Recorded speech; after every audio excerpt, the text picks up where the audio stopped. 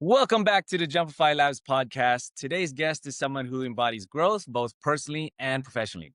Kyle Collins is a transformational life coach who helps high performing men realign their vision, integrity, and daily actions so they win at work and at home. From chiropractor to author to coach, he's walked the journey of reinvention. Kyle, welcome to the show. Honored to be here, Jay. Thank you. Can you be my hype guy for every introduction I have? Easy to hype people when they're easy to be hyped. Like you've done some cool things, brother. Let's start though where your journey actually began. So you went from chiropractor to sales to coaching, anywhere you want to start. Yeah, I think I've always known in my life, I'm a man of faith, and I've always felt led to somehow impact the world in a positive light. I thought about firefighter, police officer, like how am I meant to show up in the world and give service? Ended up as a chiropractor, loved it. And then my wife's job has moved us so many times. I was like, I can't open a practice every state or country we move to. So then I had to figure out another role, and that's where the sales came in. And then here we are coaching. So it's kind of been a fun transformational process. In your LinkedIn, you put down that you're a girl dad, which is Yeah. really cool. So let's talk about what role your family has in shaping your path. Yeah. Thanks for that question. There's nothing that lights me up more than being a girl dad. I've always wanted to be a father. But what's funny, Jay, is in my mind, the kids were always like 5 or 6. They were running around, we were playing sports. And the initial baby stage, toddler stage, that's really, really, really hard. I never even gave it a second thought. So anyway, what they do for me is I'm in a season of life where I know work and everything. Like it's a very short window of time where I'm going to have with them where they still want me and want me involved. And I need to be intentional with this time and season. And so for me, it's just a way to know, hey, in this season, in these days, how are you showing up in this space that you want to play in? How are you making sure your kids are cared for, loved, that they are the most important thing? How am I showing that to them? Yeah, it's been a fun space to play in because I've been someone very career focused, and that transition has actually been quite tough for me. Where's my validation come from? It's not from all this external stuff, but who am I becoming? Yeah, you mentioned on our last call that you're in a season of impact, not income. What moment made that shift kind of click for you? Yeah, I think so when I was a chiropractor, I was well over 6 figures in debt from all the student loans in grad school. And then I saw this startup solar company in Madison, Wisconsin, and they advertised a 6 figure income. And I was like, well, shoot, I need to pay off a lot of student loans. So I transitioned to that, did really well, paid off those student loans in 8 months. And from there, I realized, okay, I can always go back to sales. I can do really well. I'm very personable. I love people. I can always perform well in sales. But after I had my first daughter, I was like, okay, um, again, seasons of life. I know I can always go back and crush it in the career endeavor. I can't always get this time back when my kids are young. And so I think the transition point for me was really after having my first daughter. Something clicked Mm. for me, something changed. I was like, my time is not my own anymore. And I need to really dedicate what matters for the future. And it wasn't crushing it at work. Yeah. Okay, cool. So yeah, that of course family having something like a life-changing moment has as having your own kid would I imagine, I don't have kids yet, but it would create or spark a transformation within yourself. And as well as your coaching, you describe it as transformational coaching. How would you describe that in your own words? So there's a three-legged stool we always talk about in our meta performance coaching. It's vision, mindset, and strategy. And very quickly, vision as a GPS, a target, like what vision do I have for my life? And what do I want to chase after? Who am I becoming in this life? What do I want to be known for? Mindset is what limiting beliefs do I have? How am I getting in my own way? What are my blind spots that I can't necessarily see, but other people can? And then the strategy is looped in of, okay, you've got this vision, you've got some of these limiting beliefs. What is the next smallest step we can take to overcome that to allow you to head towards the vision you have? And what most of my clients do, Jay, we start the first probably 3 to 4 conversations are just around vision. Who am I becoming? How do I want to show up? And we do this exercise. It's a bit morbid, but it's a deathbed exercise of like, hey, you're at your funeral, you're at your casket. What are your kids saying about you? What's your family saying? Your friends? Like, what does Jay want to be known for? What does Kyle want to be known? And starting with the end in mind, you can then live into present day based on who you're wanting to become. It's easier to make a decision knowing what I'm after as opposed to just responsive all the time. Reactive is the word I'm looking for. I really, Mhm. my clients, we're all about being proactive versus reactive. We're all about delayed gratification instead of instant gratification, and really defining these tenets of our life. How do I want to show up in the world and what impact do I want to make? That's how we design our life coaching. Yeah, I love that. I love how you have an exercise, which I mean, it sounds morbid, as you say, but to me, honestly, it's something that we have to think about because a lot of entrepreneurs, businesses, they just kind of go for the bottom line, try to increase that. But like, why are you ultimately doing it for yourself personally? Because at the end of the day, we need to fill our own cup first and foremost.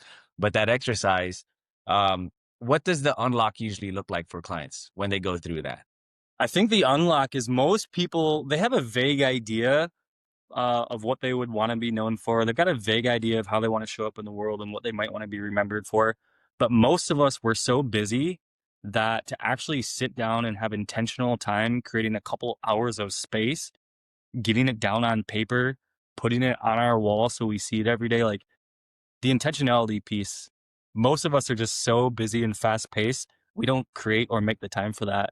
And it's very easy to get in a rut, to get in a routine and do the same things over and over without being intentional about, is this actually my ladder's against the wrong wall right now? I'm not going where I want to even go.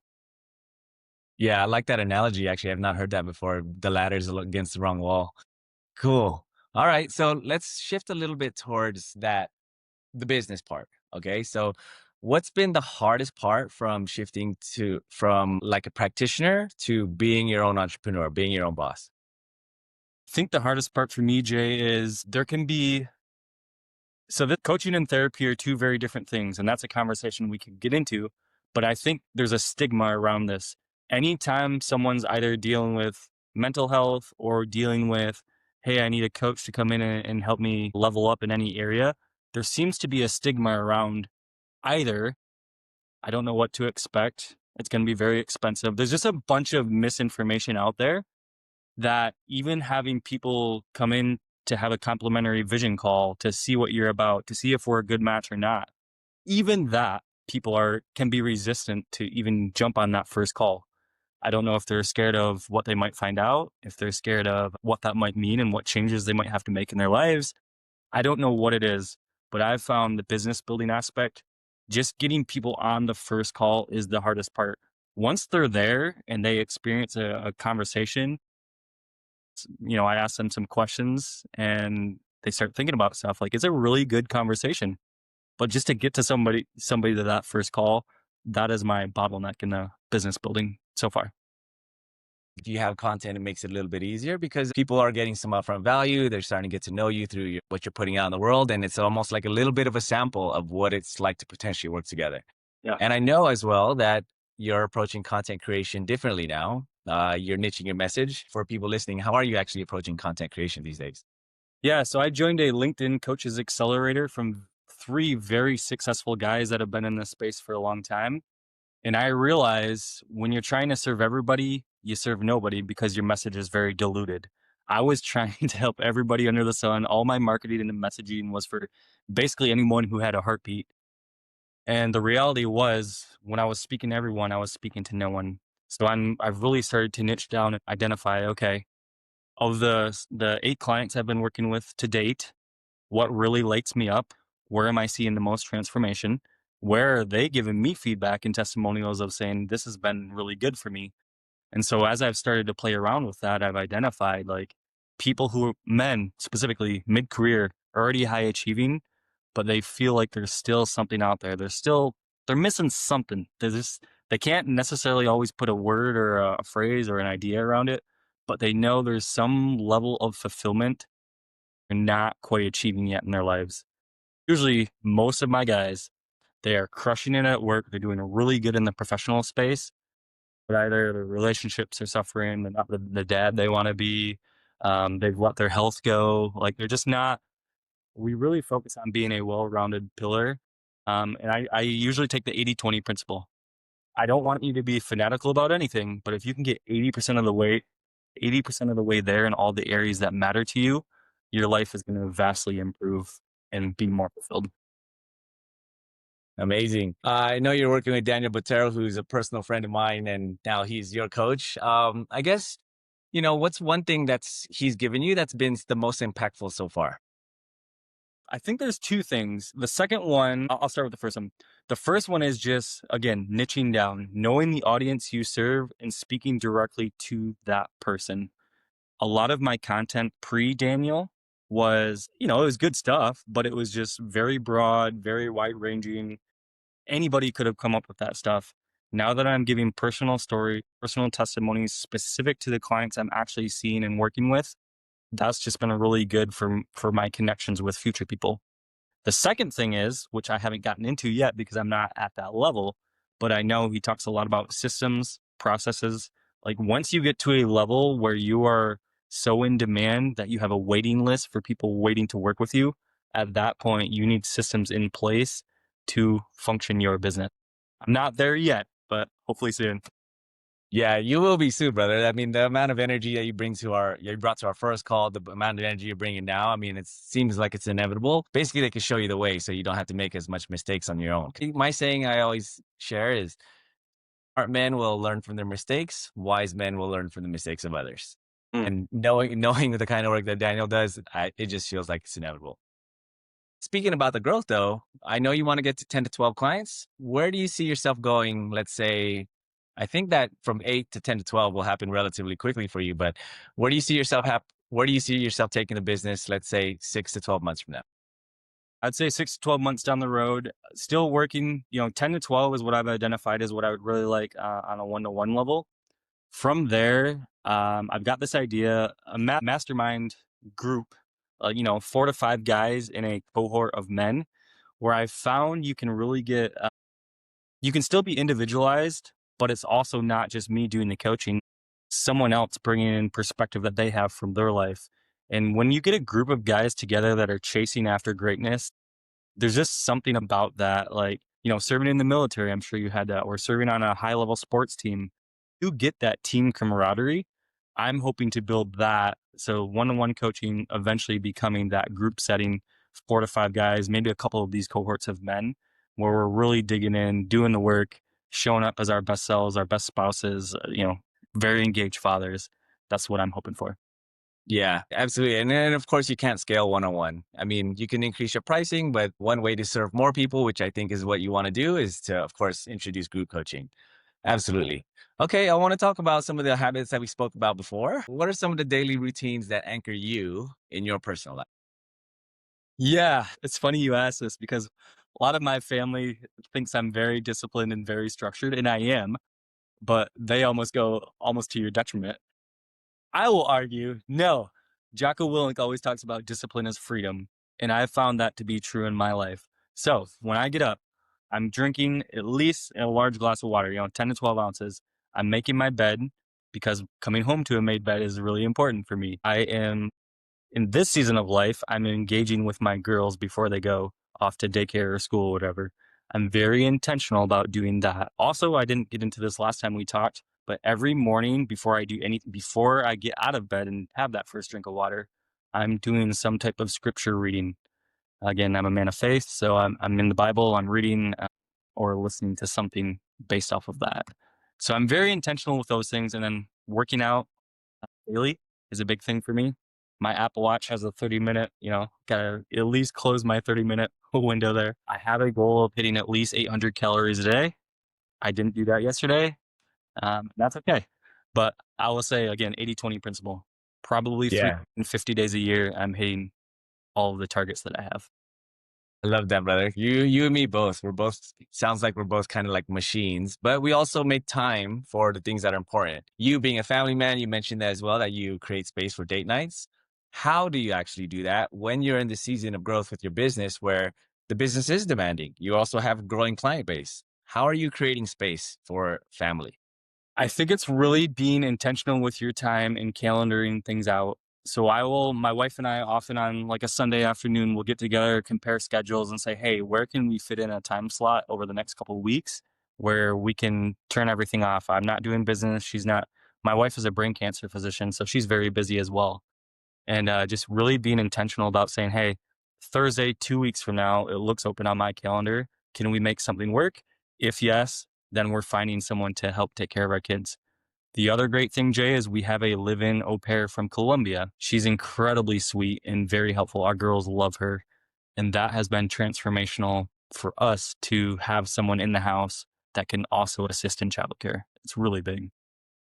I love that, Kyle. You're making investments so that you can make that time. Number one, you're of course prioritizing it, it sounds like, and also essentially buying your time back, which is super important. People don't realize that time is our most valuable asset because once it's gone, it's gone. You can always make more money, but we can never get back the time that's already past us. So I want to talk a little bit about the book that you wrote for your daughters. Of Mm. course, your daughters are the inspiration, but tell us a little bit about it. Yeah. So initially, I started out just wanting to write it, just penning it to my girls. It wasn't going to be published. It might be spellbound into a book that I could deliver to them, but it wasn't going to be on any type of Amazon or anything like that. And after I got through chapter 3, I was like, hmm, this is actually really good life principles for anybody to live by, not just my kids. So the initial intention was I live in Chicago. There's a lot of crazy drivers, a lot of buses running around. So if a bus takes me out and I can't raise my daughters the way I want to with the morals and the values I espouse, what can I pass down to them so they could still, so I could still influence their lives in the way they turn out? And for me, it was writing down my life story, writing down all the things I've learned over my 38 years. And that's how it came to be. And it was crazy, Jay, because once I wrote down the outline and decided I was going to do this, it took me probably 6 months to write the thing. Like it went from start to finish pretty quickly after I committed to it. And yeah, I'm really proud of what came out of it. I'm listening to it. There's an AI generated version of beta testing on Audible right now, which is hilarious because they read everything in quotations. If I have a link in there, it'll say HTTP semicolon slash slash, like it reads out everything. So it's not the best experience, but it's still really cool to hear it read in Audible format. Yeah, that's very cool, man. It's good. It's good now you can call yourself the author of the book instead of I'm writing a book. Now that the book's done, you can call yourself the author. You are a published author. So that's very cool. Yeah. What principles in the book apply most to entrepreneurs listening today? Ooh, great question. I think chapter 7 is self worth versus self doubt. And I think as an entrepreneur, it's kind of like a dog eat dog world. Everything rises and falls with you. And if there's any lack of confidence, if there's any self doubt, any of that, either in personal life or as your business grows, it's ultimately going to kill itself. So I think the self worth, knowing the internal validation, like knowing the worth that you're providing to the world, that would be a huge one. Also, I would say chapter 14, the very last chapter in the book, is all about legacy. What do we want to be known for? How do we want to be remembered? How do we want to show up in the world? What will people say about us when we're gone? I think that can be true of an individual person. I think that can also be true of a business that you create. What impact is this business going to create in the world? So those two chapters specifically, chapter 7, chapter 14, I think are big ones for entrepreneurs. I love how you know your book. I love how you know exactly what chapters are going to be helpful. I mean, it shows that you really put some thought into the way you've structured it. And of course, you taking the time to write it. Okay, so I want to start to kind of like close this up. If someone's listening right now, sitting at maybe a 3 out of 10 in their lives, what's one step they can take to dial it up? I'm glad you used the word dial. So many of us in lives, we think of it as a light switch. Either it's on or it's off. My integrity, my discipline, my workout schedule, whatever. It's not just on or off. It is a dial, like a thermostat. And so going from a 3 to a 5, let's say, I think the next best step someone can take is actually identify what matters. What is your why? Simon Sinek talks about it all the time. Like, know your why. Once you know what you're chasing after, it's much easier to have the integrity, to have the discipline if you have a big enough why. So I would ask somebody to just sit and reflect on their lives. I'm a 3 out of 10. No judgment, no shame. It is what it is. Okay. If I want to get to a 5, why will this thing matter? Does it matter to me? Does it matter to my family? Does it matter to my kids? Does it matter for my work? Do I need more energy? Like just really identifying your why and then what is the next immediate step you can take? Small. We don't need to change the world. We don't need a Nobel Prize. We need to say, hey, what is the next immediate small step I can take that's going to move the ball forward. Every coaching session, we always end with a commitment, 1 to 3 commitments at the end of our coaching sessions. And they're usually pretty small. They can happen within 24 hours. It's just the act of intentionality and people actually making a concerted effort in my mind. I've been thinking about this for years. I've just never done anything about it. Pen to paper, commit to something, and see what changes come from it. That's amazing. Yeah, homework is important, right? Yeah, Yeah. some action steps, some actual action steps after a call or after any coaching session, or even like working with clients. I'm sure Daniel's doing the same thing. What are our action steps moving forward? Because we need to do something with the knowledge we acquire. Knowledge attained is not powerful. It's knowledge applied, which is what's actually moving the needle. Amazing. Kyle, where can people connect with you online? Yeah, on LinkedIn, I'm Kyle Collins. I'll send you my LinkedIn thing, Instagram, Facebook. I'll send you all the handles. I think I'm probably most active on LinkedIn these days because I'm very intentional with Daniel about building that area of my business. I've always known it's powerful. I just haven't utilized it in the right way. But yeah, Yeah. people can DM me on there. I can also send you my email address if someone wants to reach out directly, or my cell phone number. Maybe you don't want to put that online. I don't know. It's up to you, brother. It's all you. All right. Well, yeah, absolutely. Thank you so much, Kyle, for sharing a little bit of time with us. This has been a banger conversation. I know last time we first spoke, it was just free flowing, smooth, two guys just on that season of excellence where they're trying to build for their family. So it's great to connect with you, brother. If you listening want some more stories like this from other people on the up and come and on the rise, be sure to tune in for the next one. See you then.